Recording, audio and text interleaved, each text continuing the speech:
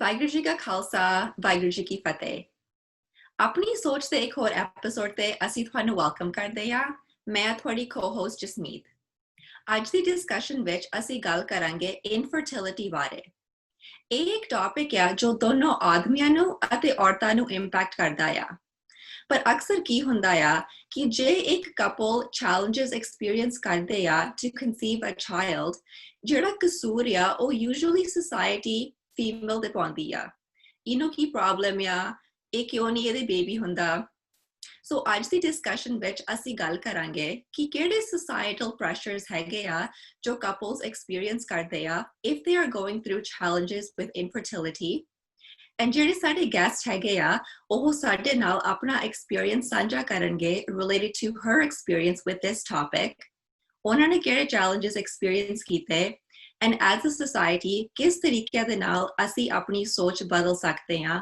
about infertility in the South Asian community ਸਾਰਿਆਂ ਨੂੰ ਪਿਆਰ ਭਰੀ ਸਤਿ ਸ਼੍ਰੀ ਅਕਾਲ ਮੇਰਾ ਨਾਮ ਮਨੀਤ ਹੈਗਾ ਆ ਐਂਡ ਜਿਵੇਂ ਜਸਮੀਤ ਨੇ ਸ਼ੇਅਰ ਕੀਤਾ ਇਨਫਰਟੀਲਿਟੀ ਐਂਡ ਮੈਂਟਲ ਹੈਲਥ ਕਾਫੀ ਵੱਡੀ ਟੌਪਿਕ ਹੈਗੀ ਆ specially in our south Asian community ਜਦੋਂ ਦਾ ਅਸੀਂ ਸੋਚ ਦਾ ਕੰਮ ਸ਼ੁਰੂ ਕੀਤਾ we get a lot of messages related with infertility miscarriages pressure on women on conceiving children and more so although ਇਹ issue couples ਦੀ ਹੁੰਦੀ ਆ families ਦੀ ਹੁੰਦੀ ਆ ਜਿਵੇਂ ਜਸਮੀਤ ਨੇ mention ਕੀਤਾ a lot of focus goes on the women and I think that's a bigger issue on apna South Asian culture kiਵੇਂ ਹੈਗਾ ਆ how we view roles who we put blame towards so ਅਸੀਂ ਅੱਜ ਸਾਡੇ episode ਤੇ welcome ਕਰਨਾ ਚਾਹੁੰਦੇ ਹਾਂ Sonia Jhas who has been such a big supporter with SOCH and on her platform as a health and fitness expert and health and wellness expert she is shedding light on so many important issues with infertility being one of them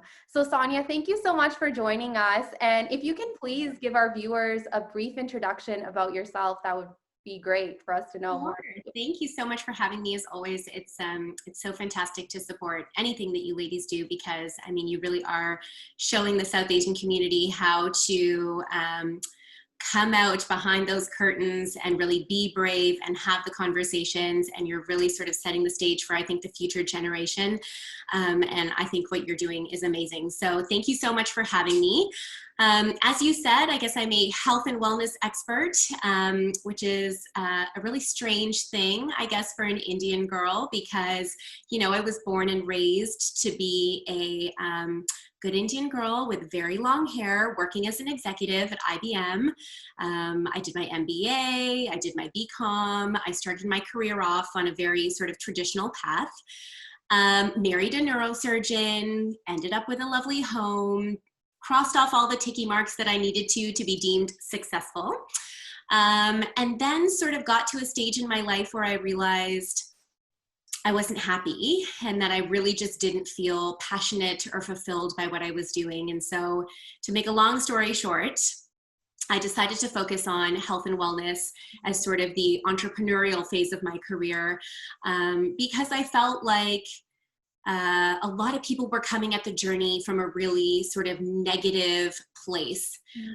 There was a lot of sort of discomfort and frustration and negativity around the how do I get skinny journey that people were on and through conquering my own challenges, you know, eating disorders and body image issues and a whole slew of things, I felt like I'd really sort of gained insight into how I can help people in the context of both mindset and body. And so I ventured into the space about, I guess it's almost been like 10 years. And it has been a beautiful evolution where I have, you know, sort of started with the fitness and nutrition side of things and slowly evolved more and more into the media space, shedding light on important topics, like you said, around fertility and authenticity and just finding ways to be the best, most authentic, aligned version of you. And so this infertility topic is a really sort of important one for me because, as you know, I've gone through my own sort of challenges twice because I do have 2 children. And being a South Asian, it was a really unique experience for me, both the first time and the second time, which were actually quite different, but we can get into that as we go forward. Yeah, I think ਅੱਜ ਜਿਹੜਾ ਤੁਸੀਂ ਕਿਹਾ, I really appreciate like on your focus ਜਿਹੜਾ ਤੁਸੀਂ health and wellness ਕਰਦੇ ਆ. You talked about the mind and the body, right? Because mainly ਆਪਾਂ fitness ਬਾਰੇ ਗੱਲ ਕਰਦੇ ਆ, everyone focuses on the body, and even in mental health ਮਾਨਸਿਕ ਬਿਮਾਰੀਆਂ ਦੇ ਵਿੱਚ we forget the mind. So, to see, you already mentioned, and I think that's why ਅਸੀਂ Sonu ਅੱਜ contact ਕੀਤਾ to come on as a guest, because on your platform to see fertility, ਆਪਦੀ fertility journey ਬਾਰੇ ਗੱਲਬਾਤ ਕੀਤੀ, and with that comes a lot of mental health, concerns, stressors, and challenges. ਤੁਸੀਂ ਸਾਡੇ viewers ਲਈ ਥੋੜਾ ਬਹੁਤਾ ਆਪਦੇ journey ਬਾਰੇ ਦੱਸ ਸਕਦੇ ਹੋ, and share what kind of mental health issues can come up when someone is going through that? For sure. It's interesting. We all sort of think that we are going to, again, achieve all of these magical ticky marks. And then when it comes to the perfect time to get pregnant, we will then snap our fingers, get pregnant within a month, and just sort of have this magical plan unfold. And I don't know if it's the Bollywood influence where we've just been taught to think that magical things happen without much struggle. But I will say that I was one of those people that also felt like, I've got this master plan and this perfect timeline. And if I can just follow along with that agenda, there we go. My life will just stay in this sort of even keel, no drama sort of way. And of course, that didn't happen. When it came to getting pregnant with my first child, my husband and I tried for about, I'd say, 6 to 9 months before I was like, honestly, like something doesn't feel right. And it wasn't just because I wasn't getting pregnant. I was sort of experiencing a lot of indicators that my body wasn't functioning the way it was supposed to leading up to that.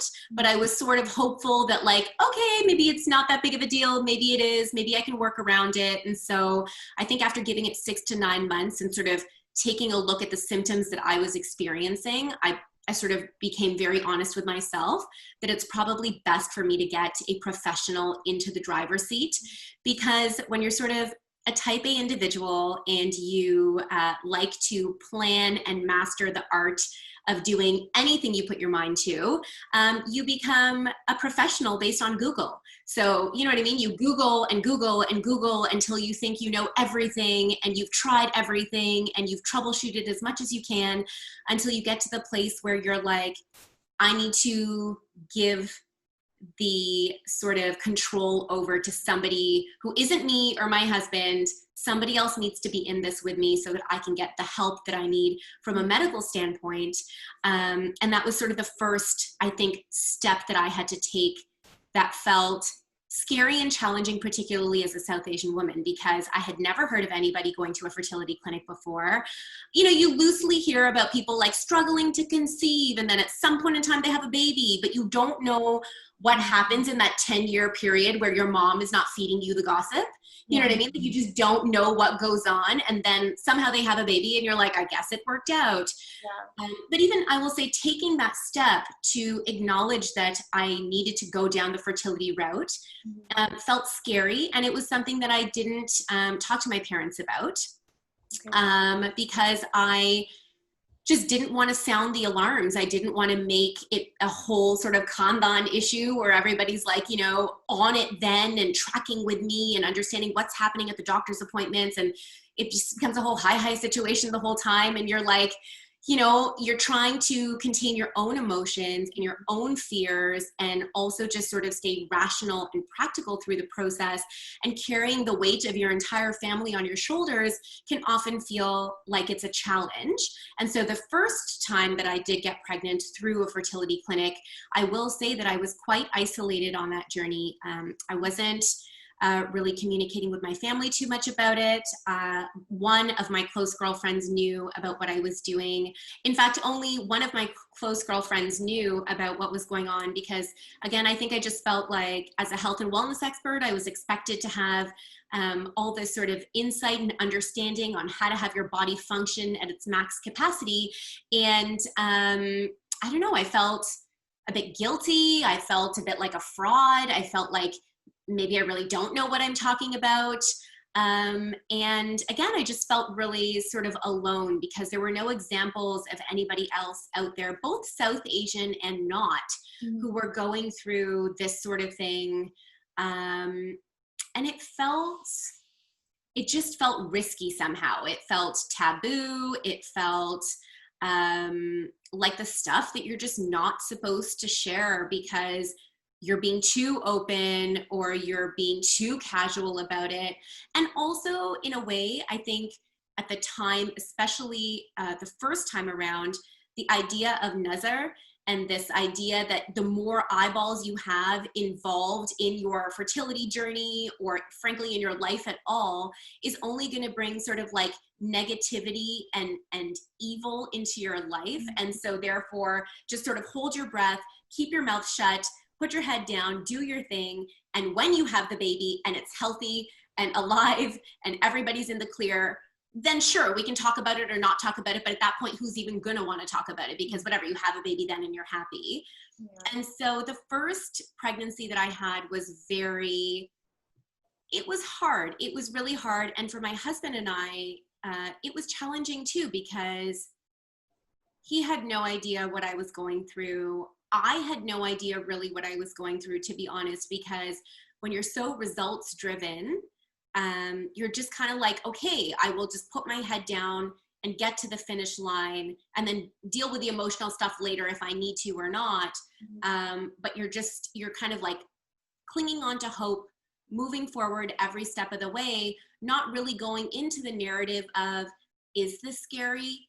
Is this hard? I mean, for most women who are dealing with fertility issues, there is a significant amount of hormonal support that you get through external hormones that they give you via injections, via pills. You are really pumping your body up with a lot of additional stuff. And that can also further take, the natural feelings that you have and the emotions and the mental health challenges that you're going through and really exacerbate them as well, because now you're, again, fully charged with progesterone and estrogen. And for anybody who knows what it's like to be a woman, it's pretty hard once a month anyway to go through hormonal fluctuations, let alone, sort of really going through it to that degree. And so there's a lot of volatility for any partnership to be able to handle, even the most stable of marriages.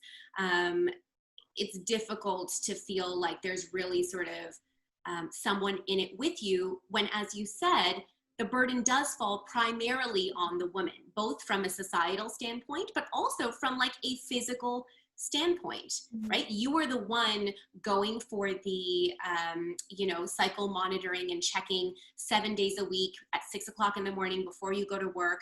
You are the one taking the pills, doing the injections, all that sort of stuff. And it is really difficult to be able to translate that for anybody around the pressure and the sort of experiences around fear that you have the whole way through. Yeah.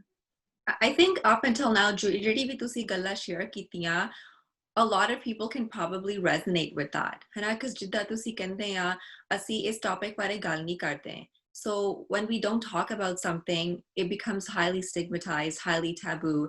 And then ਉਹਦੇ ਨਾਲ ਅਸੀਂ isolated feel ਕਰਦੇ ਆ ਕਿ ਸਿਰਫ ਮੈਂ ਹੀ ਇੱਕ ਹੈਗੀ ਆ ਜੋ ਇਸ issue ਦੇ ਨਾਲ ਗੁਜ਼ਰ ਰਹੀ ਆ. ਤੁਸੀਂ ਕਹਿੰਦੇ ਤੁਸੀਂ guilty feel ਕਰਦੇ ਆ, ਤੁਸੀਂ ashamed feel ਕਰਦੇ ਆ. ਉਹ ਵੀ ਤੁਹਾਡੀ ਮਾਨਸਿਕ ਸਿਹਤ ਤੇ ਇੱਕ ਹੋਰ pressure ਪੈ ਜਾਂਦਾ ਆ. And I really like ਜੋ ਤੁਸੀਂ ਕਿਹਾ ਕਿ ਤੁਸੀਂ, ਇਹਨੂੰ ਇੱਕ ਖਾਨਦਾਨ issue ਨਹੀਂ ਬਣਾਉਣਾ ਚਾਹੁੰਦੇ, because ਅਕਸਰ, South Asian families ਇਕੱਠੇ ਰਹਿੰਦੇ ਆ. And ਜੇ ਅਸੀਂ still ਆਪਣੇ in-laws, ਆਪਣੇ family ਦੇ ਨਾਲ ਨਹੀਂ ਰਹਿੰਦੇ, sometimes, of course, ਤੁਹਾਡੀ family, depend ਕਰਦਾ ਤੁਸੀਂ ਕਿਸ ਤਰੀਕੇ ਦੇ ਨਾਲ ਹੈਗੇ ਆ, but ਉਹ pressure ਹਮੇਸ਼ਾ ਹੁੰਦਾ ਆ. Phone call ਆ ਜਾਂਦਾ, ਕੋਈ ਆ ਜਾ, they physically show up at your house, ਸਵਾਲ ਪੁੱਛਣ ਲੱਗ ਜਾਂਦੇ ਆ. And I think ਉਹ ਵੀ ਜ਼ਿਆਦਾ ਹੁੰਦਾ ਆ, in our community as well. ਜੇ ਤੁਸੀਂ single ਹੁੰਦੇ ਆ, ਫਿਰ ਲੋਕ ਪੁੱਛਦੇ ਆ, ਤੁਸੀਂ ਵਿਆਹ ਕਦੋਂ ਕਰਾਉਣਾ? ਮੁੰਡਾ ਨਹੀਂ ਲੱਭਿਆ, ਕੁੜੀ ਨਹੀਂ ਲੱਭੀ. ਫਿਰ ਜਦ ਵਿਆਹ ਹੋ ਜਾਂਦਾ ਆ, ਫਿਰ ਲੋਕ ਪੁੱਛਣ ਲੱਗ ਜਾਂਦੇ ਆ, ਬੇਬੀ ਕਦੋਂ ਹੋਣਾ, ਕਿਉਂ ਨਹੀਂ ਹੋ ਰਿਹਾ? And then ਅਸੀਂ realize ਨਹੀਂ ਕਰਦੇ ਕਿ ਕੀ ਪਤਾ, maybe this couple is having challenges with fertility. And ਜਦ ਅਸੀਂ, sometimes, I don't know, like ਜਦ ਲੋਕ ਪੁੱਛਦੇ ਆ, maybe they're just curious. Obviously, some people just do it for gossip, but maybe ਲੋਕ generally curious ਹੈਗੇ ਆ ਕਿ, ਕਿੰਨਾ ਚਿਰ ਹੋ ਗਿਆ, ਬੇਬੀ ਨਹੀਂ ਹੋਇਆ. ਪਰ ਅਸੀਂ ਅੱਗੇ ਨਹੀਂ ਸੋਚਦੇ ਕਿ ਜ਼ਿਆਦਾ ਅਸੀਂ ਇਦਾਂ ਦੇ ਸਵਾਲ ਪੁੱਛਦੇ ਹਾਂ, ਕਿਹੜੀ ਟੋਨ ਦੇ ਵਿੱਚ ਪੁੱਛਦੇ ਹਾਂ ਕਿ who knows what is going on in that other person's life. So I think ਇਹ ਵੀ ਇੱਕ important message ਹੈਗਾ ਆ ਸਾਡੇ viewers ਲਈ ਕਿ in fact ਕਦੇ ਕਿਸੇ ਨੂੰ ਪੁੱਛਣਾ ਨਹੀਂ ਚਾਹੀਦਾ ਕਿ ਤੁਹਾਡੇ ਕਦੋਂ ਬੇਬੀ ਹੋਣਾ, ਕਿਉਂ ਨਹੀਂ ਹੋ ਰਿਹਾ, and then ਫਿਰ ਅਸੀਂ ਜ਼ਿਆਦਾ advice ਵੀ ਦੇਣ ਲੱਗ ਜਾਂਦੇ ਆ. So I think there's so many layers to unpack with this, but I think everything that you've said until now, it definitely will probably resonate with a lot of people. I think you're so right. It's difficult, and I will say though that I feel like aunties and uncles are starting to get it now. I think with their own children experiencing their own challenges, right? Like, I think it's easy for the way we used to do things to work until your own children start to experience issues, whether it's that they're having difficulties in their marriage, whether it's that now people are starting to get divorced, whether it's that our generation is struggling to conceive. I think the more that people are experiencing the realities of life here for us in our generation, and or their friends' kids, or anybody in that social circle that's being honest enough. There are always at least a few aunties that are open and honest enough with each other that they're sharing what's really going on. And I think the more that sort of happens, and the more that there is that awareness and that compassion and understanding, the more that this sort of typical questioning and probing will probably go away. And I don't think that anyone's doing it out of malice intent. Like, I don't think that anyone's trying to be deliberately hurtful.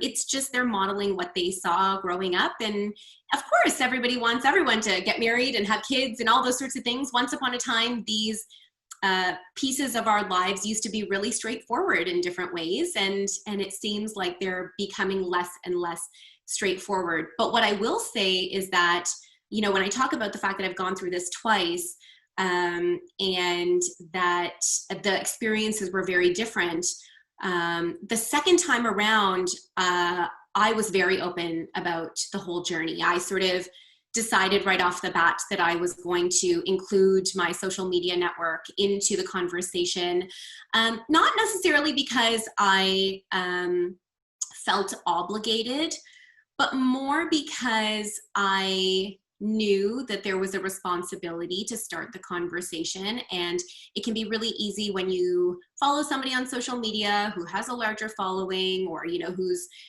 just like everybody else, posting only good things, etc., to just have this idea that everybody has a really sort of even, smooth, blessed life. And I felt like there was truly just this inability to sit with myself, knowing that there was a really specific contrast between my real life, which was I'm waking up every morning, I'm going to the clinic, I'm doing 5 injections a day, I'm crying on the sofa even though nothing happened other than a cute little peanut butter commercial came on TV. I'm having ups and downs with my husband, I'm trying to raise a kid at the same time, but then on social media I'm like, you should drink more water, life is amazing. And I think for me, that lack of authenticity felt really undigestible. And bringing up the conversation, I will say, was one of the best things I ever chose to do, particularly with the South Asian audience that follows me, because I can't tell you how many messages I received and continue to receive years later when I've had my second child, when I'm comfortably postpartum, when it's not something I talk about regularly anymore because I'm not trying to become an infertility resource page specifically. So while I'm always available to speak about it, it's not the primary content of what it is that I share. But even now, every week, I will get at least 10 to 15 messages from South Asian women all across the world, not even just here in Canada, from India, from the States, from all around, wanting to share and talk and ask and communicate. And honestly, sometimes they're not even looking for advice or help. Most of the time, to be honest, they just want to thank me for opening up the dialogue and for making it a safe space to speak. And they just want to share. They just want to tell me what they've been going through, if maybe I went through something similar, and what did I do to handle the emotional stress of it all. Nobody's looking for advice around, oh, do you have a better doctor? What treatments did you do? Or did you eat certain foods to help your womb work better? Nobody's really interested in that sort of thing. It's all around the mental health piece. How do I get the support that I need from my partner? That's a huge question. How do I find ways to keep up with self-care so that I don't feel like I'm moments away from drowning while I'm trying to have a baby? How do I manage my family and have the conversation with them, because I live with my in-laws, and you know, I don't want this to become something that we talk about all the time, but I feel bad lying. There's a lot of sort of questions that people have around the mental health piece that I feel really grateful to participate in the conversation with now, because I think, you know, people are just looking for someone to talk to. At the end of the day, they just want to know that they're not alone, that they're not damaged, that their experience that they're going through is not so unique to them that they're going to have to reinvent the wheel and find some new solution to have a baby and stay happy in their life while they're trying to have a baby. Because for a lot of people, this takes a long time. I was lucky with my first child that, you know, it really only took a few months of treatment to get pregnant. But the second time around, it took a whole year. And a whole year, particularly when it's the first time and you're really concerned about if you're ever going to have a child and you're ever going to become a mother. And what if you are going to be permanently damaged? And what will that mean for your marriage? And what will that mean for your in-laws? And what happens if you and your husband fundamentally cannot have kids? Those are the scariest questions a woman can ask herself, particularly when you're South Asian, because we've been raised to believe that bearing children is our duty. Yeah. It's our duty to our husband, it's our duty to ourselves, it's our duty to our family and our in-laws. It is a part of our role. And when you can't satisfy that role and that fear is sort of all consuming, it can be so hard to feel normal, to feel moments of happiness and joy through the process, to feel comfort and hope. I think there's a lot to be said for the dialogues that you ladies have opened up and the resources and the tools that you share to really allow avenues and different options and different sources to be potential ways that people can get support, because there is never going to be one solution for each person during this journey. They're going to need something different. But at least exposing people to the options and the varieties of support that they can get, I think is amazing, which is why I think what you ladies are doing is so amazing. Yeah, nee, ਜਿਵੇਂ ਤੁਸੀਂ ਕਿਹਾ, I think even through ਸਾਡੇ work ਦੇ ਵਿੱਚ storytelling is so powerful. ਜਦੋਂ ਵੀ ਅਸੀਂ groups hold ਕਰਦੇ ਹਾਂ, when one person shares their story, ਸਾਰਿਆਂ ਨੂੰ ਪਹਿਲਾ feeling ਹੁੰਦਾ ਕਿ ਅਸੀਂ ਇਕੱਲੇ ਨਹੀਂ ਹੈਗੇ. I think this idea of loneliness, and honestly, the stats are out there, like loneliness is one of the like most dangerous things for people's mental health. It increases your, you know, risk of death. Like people die of loneliness, right? Andar hi andar sanu ye cheez khai jandi hai. And you know, when you talk about trying to conceive a child and going through that process, they tell you not to stress, right? Like don't stress na karo, your body has to be relaxed. But how are you going to be relaxed if you're facing pressures, you know, trying to manage your relationship with your marriage? Because like you said, what does that mean? If you're living with family, you know, family is always asking, whether intentionally or not intentionally, but even like how they ask, like, "Kon baby nahi lerna?" Like it's like something that you're not doing, right? And we didn't even get into miscarriages in this conversation. Miscarriages are very common. When we've done workshops on postpartum depression, a lot of people, that has sparked the conversation with miscarriages and mental health and all of that. But I mean, there's so much to talk about, and today being more of an intro conversation, you know, you mentioned a few things in terms of coping with mental health during this time. To kind of, you know, ਸਾਡੇ viewers ਲਈ ਜਿਹੜੇ ਅੱਜ watch ਕਰ ਰਹੇ ਆ, if you can answer maybe even 2 or the 3 questions you mentioned, right? You know, how do you cope with this in your relationship? Just like other partners and all, how can you have support? how do you manage the pressure with the in-laws? Like if those two, and if there's anything else that you want to add, just a message Apni community li hegia, like how we need to change our SOCH about this. Totally. I think one of the biggest pieces that links all of these questions together is communication. And it's so annoying because you're just like, communicate more. Like, what does that even mean? It sounds so cliche and so top level that I get that it doesn't feel like practical advice. But one of the things that I will say from experience personally is that communication with yourself, with your partner, with your in-laws, however it needs to be done, is probably the only thing that can truly change the quality of your experience while you're going through something as difficult as infertility. A lot of times we expect our partners to know how to show up for us. A lot of times we expect our partners to be able to naturally have the compassion and empathy that we need them to have, because like, well, why wouldn't they? And why wouldn't they know? And of course, if they loved us, they would understand how hard this is. And it's very easy to be sitting on one side of the equation, expecting something from someone. And this goes in the context of marriage across the board, whether you're dealing with infertility or not. And it's, as somebody who's been married for over 10 years now, it is one of the longest learning lessons of my life, that this idea that we can sort of expect and then be disappointed by those expectations not being met, but never have the courage to actually ask for what we need, is a major source of conflict and that passive aggressive tension that we've all experienced in our relationships, because it's just the way humans operate. And so communication, I think, is the biggest piece of it. But in order to be able to communicate and ask for what it is that you need, whether it's from your husband, whether it's from your in-laws, whether it's from, you know, your friends or anybody else, you actually need to be connected enough to yourself to know, what do you want and what do you need and what could be helpful? And I know that South Asians don't like to hear this, because the idea of therapy just sounds so taboo. And if you are seeing a therapist, then maybe you must be psychologically damaged.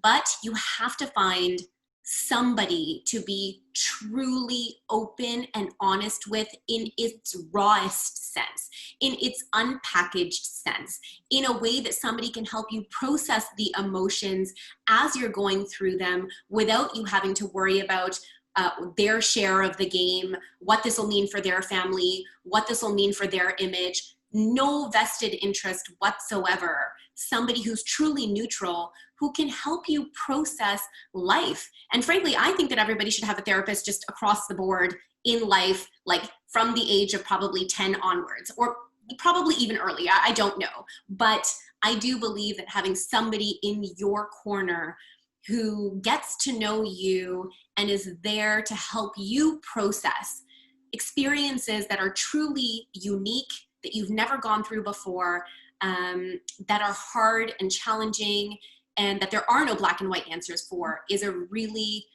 unbelievably helpful way of giving you the clarity and insight and self-love and self-compassion that you need to then have the courage to ask for what it is that you need from those around you, but also to be truly not alone in the process. And not everybody has the financial means to be able to afford a therapist, but there are community groups, there are online groups, there are a lot of free tools and resources that are available in this amazing internet world that we've created that can give you, again, that sort of ongoing support based on dialogue and communication that can help you navigate and process your own thoughts. Because it's difficult otherwise. If you're not taking the time to feel what's actually happening, you're having expectations for those around you, they're not rising to the occasion because they don't get it, because they're not going through it, you're feeling further isolated. It's just a constant circle then, right? Where you feel worse, they feel worse, you feel worse, they feel worse, and suddenly everything feels helpless and everything feels it's falling apart, right? I know so many couples who are trying to conceive and also feel like they're on the verge of divorce at the same time. And you're like, look at that contrast. You're trying to have someone's baby, and you also think you want to leave the marriage because your husband is not showing up for you the way you need him to, and because you guys are no longer happy anymore and you don't remember what it's like to be happy. And that's a really difficult pendulum to be on, right? That's a challenging place to be. And so it sounds difficult and it's a bit unfair to say, but the onus is on you who are going through the actual journey, who are going through the infertility treatments.